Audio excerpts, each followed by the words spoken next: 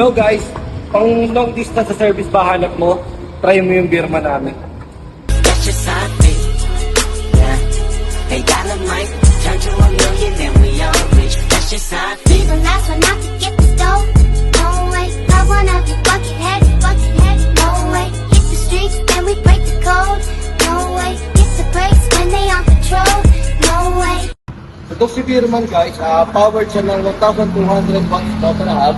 Then naka-full LED display na rin po siya. Pakita po natin. Ito po yung display niya, colored LED.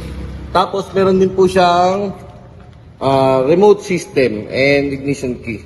Sa remote system natin, narito na rin po yung alarm niya. Then narito rin po yung start button niya. Ito naman po yung alarm niya. Once na-click nyo po yan, may nagtulak po. Nagalak po yung motor hub niya. Hindi po yan mananakaw. System naman po niya, naka-disc brake front na po siya. Tapos naka-drum brake po sa likod.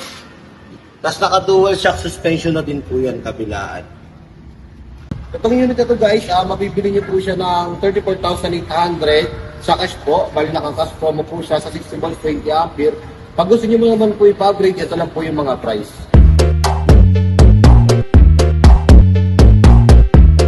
Kaya ako po nasabi na long distance siya, itong e-bike na to, pwede po siya sa 60 volts 20 ampere up to 72 volts 32 ampere.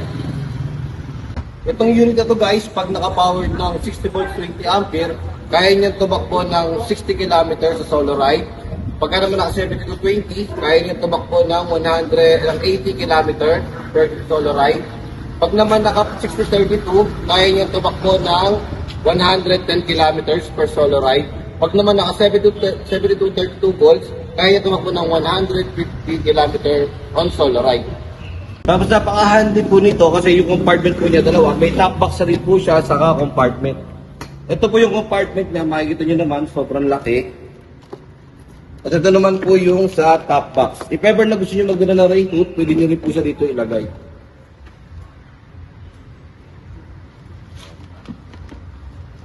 Gusto pong magkabay ng installment, open po kami through home credit at pwede rin po kami sa credit card, straight payment.